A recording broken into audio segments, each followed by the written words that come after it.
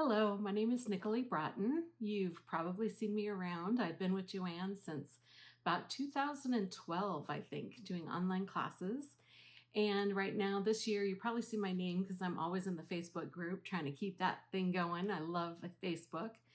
And Miko asked me if I could help this month. And so I'm putting together a class for you guys. And we're going to do some rubber stamp carving. So I've got 3 different ways. You don't have to do it every way. You can choose which way you feel most comfortable, but I'm going to show you 3 different ways to do it. And we're going to be doing a page in our book, page 58, and possibly 59 if you want to take it that far. I did a 2-page spread, but this could easily be done on just the 1 page. So that is completely up to you. This is what it's going to end up looking like. So this is the first page that we're going to do. We're going to be carving out all the different kinds of leaves. Like I said, you don't have to do them all. You can just do one and do it over and over and over again. And also, if you don't feel comfortable doing it right into your book like I did, you can always stamp it off on some 90-page watercolor paper or some cardstock and cut them out and glue them in that way. And if you do that, please be sure and hang on to these because I'm going to have a project where you can use these next month. So thanks so much again, Miko. And thank you guys for letting me come and play in the teacher's seat. And the rest of this is going to be video with a voiceover because I'm not coordinated enough to do it at the same time and talk. And so let's get started. All right. Thanks, guys. All right. Let's run down a list of supplies that you're going to be using. You're not going to need everything here. This is just an example. Each one does something different, so you can pick and choose what you want. But this is what I'm going to be using to show you. So the first thing we have is our traditional. We've got some this is a speedball cutter for linoleum and for rubber. And it's got a little V groove. This is what typically you would use. This is also the speedball, the rubber that you would be carving into. If you don't have this, but you have erasers, you can also do these are 2 different kinds of erasers, and an X-Acto knife would also work. And then over here, the third thing we can use is styrofoam trays from the grocery store, and a stylus or ballpoint pen will help with that. Also, I'm going to be using some Tombow markers to be doing this. I've got some archival ink. Any ink pad will work. That's just to make our sample prints. Pencil, some scrap paper to make out our designs. And this is what I use to wipe away pieces of rubber. And then a paintbrush that's probably going to be used with our Tombow markers. So those are the basic supplies. I'm going to show you each one separately, but just to give you an overall idea of what you might be wanting to use. All right, here we go. Let's do our first project. This is with the pink rubber that you can buy any place, Amazon, Dick Blick, everywhere sells it. And the speedball cutter is what you would typically use to make your own rubber stamps. It comes in large sheets and it's kind of unwieldy to work with, so I always cut off a piece the size that I want to start out with. And I'm using an X-Acto knife to cut out that piece, and it takes a little bit of pressure, as you can see. So be careful of your fingers. Keep them away from your blades. All right, once I get my piece, I make sure that the piece of paper fits to what I want, and I'm testing out and thinking about the design that I want to put. I want to take up as much of that space as I possibly can for my design. And I'm just using a regular, this is just a mechanical pencil, nothing special. But I have gone over the design several times, and I didn't need you to watch that. But the more graphite you put on there, the darker your design will be. So a flat bottom surface and rubbing that over several times, that's what's going to transfer that graphite onto the pink rubber so that you'll be able to see it.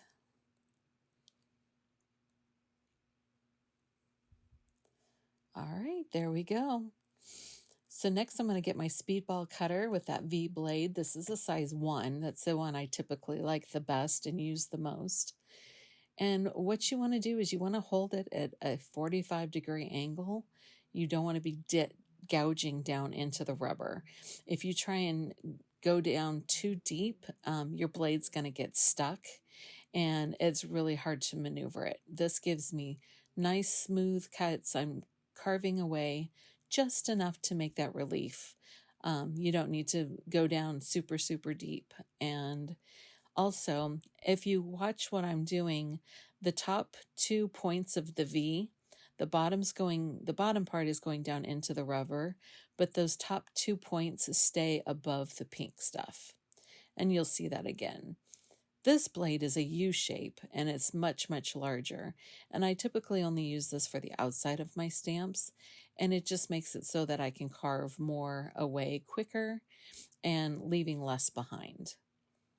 All right, so we're back to that little V shape again. And like I said, if you watch closely, you can see both the top points of the V almost the entire time. I do not, if you are going down too much into the stamp, you're going to get stuck. So I'm just going around my design and I'm leaving as much of that black graphite pencil as I can and carving away everything else around it. When I first started doing this, I was meticulous about carving away everything. And what I've soon learned is that it looks like a manufactured stamp if you do that. Now I like to leave behind little traces of what's not really supposed to be there, but makes it look hand carved. So don't get too worked up about leaving little marks behind or little extra pieces of rubber, or if you happen to carve too much and carve into one of your little lines, it'll be okay. It'll look great at the end. It'll look handmade and it'll look like a leaf. That's all that we're really going for. I'm kind of getting rid of all of that extra rubber out from around my design, and I'm going to be carving off the bulk of the rubber that I'm not going to be using. If you leave too much of it, you're going to notice it when you try and stamp. It'll stamp onto your paper. So the closest that you can get without carving into your design is what's going to give you the best look.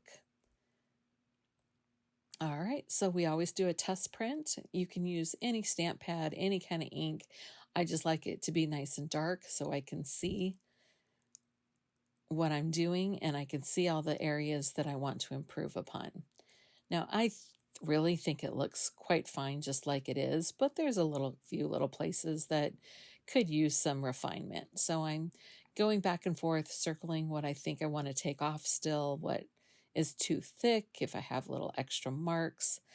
So I'm carving those away, looking at my design, trying to determine how neat I want it to be. Like I said, don't get too lost in trying to make it perfect because then it doesn't look like you've carved it. And then after I do this and thin out some of those lines and going around taking off the extra rubber that doesn't need to be there, we're going to do one more test print with some more ink. And there we go. Let's see what that one looks like. I think we're going to call that good. All right, here's the second one. These are my erasers that I have. I really like that white carving eraser. That's one of the better ones. These pink ones were a little small, but I'm going to use them up. So I decided to go ahead and use that. I'm making a template so I can see how big my eraser is. I could do this again in pencil and transfer it, but I decided at the end just to draw right on the eraser. If you do decide to do this, just be sure you're not pushing down too hard because if you dent the rubber, it will show up when you go to take a print. So just lightly go over it. And then this time I'm using an X-Acto knife.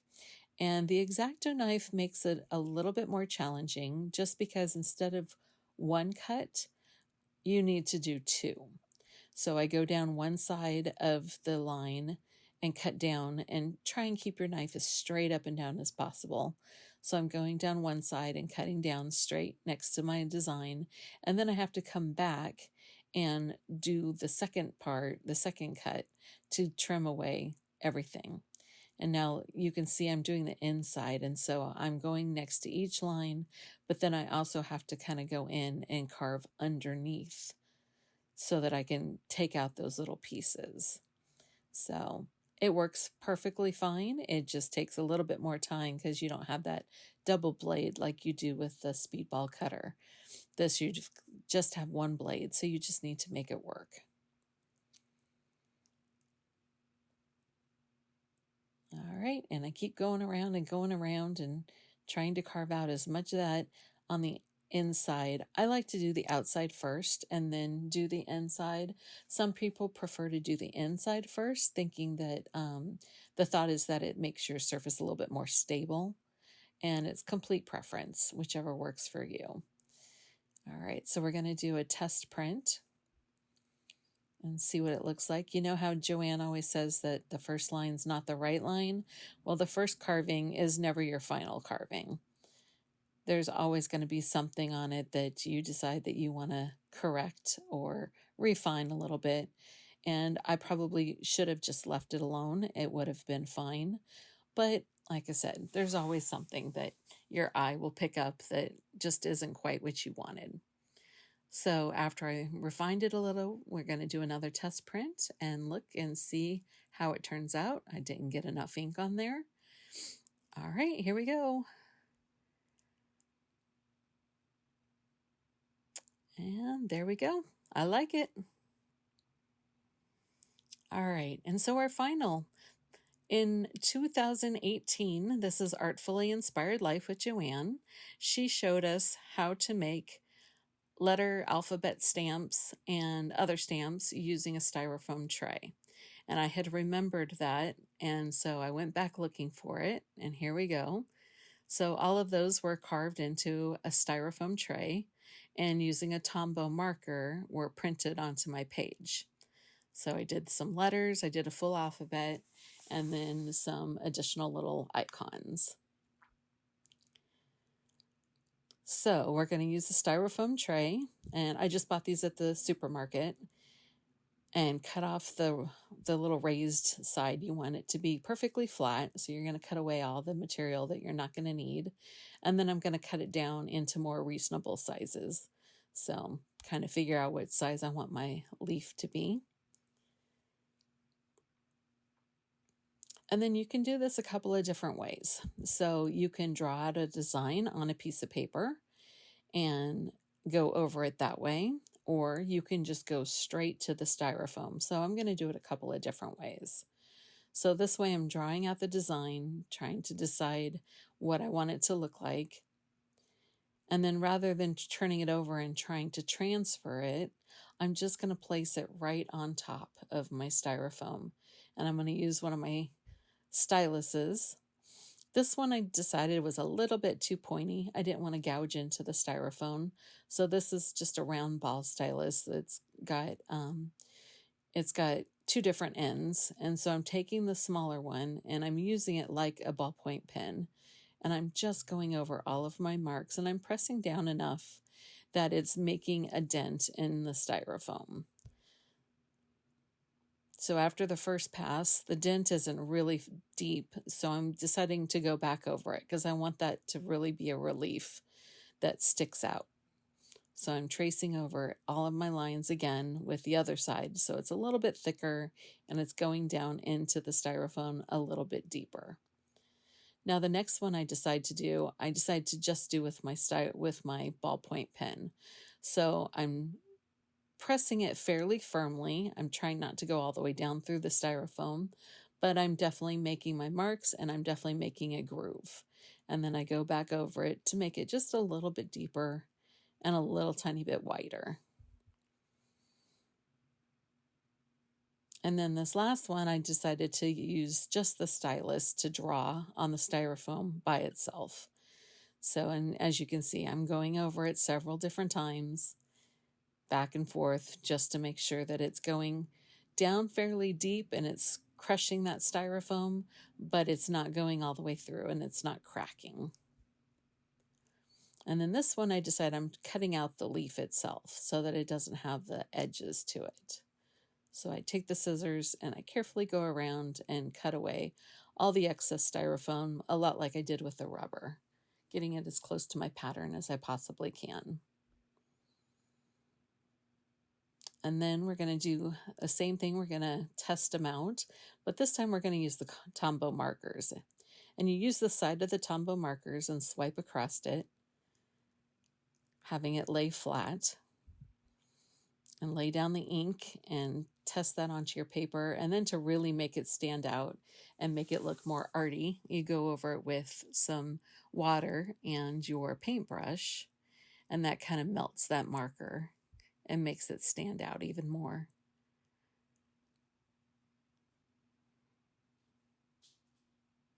I'm going around the outside so that you can really see what it looks like. And then this one, I decided to try and do both markers to see if I could get some blending. If I had used orange and yellow together or red and yellow together, it would have looked more like a leaf and been a little bit more dramatic, but this way at least you can see it on the video. And again, go over it with some water and your paintbrush and make everything stand out. And then this last one I'm going to do again with a dark Tombow marker, but I decided not to do water and just to leave the ink. And I kind of like the way that looks as well. It's a little bit harder. There's not a whole lot of places to hold on to this one, so I'm trying to keep my fingers out of the ink. All right. Now we're going to move along to our pages.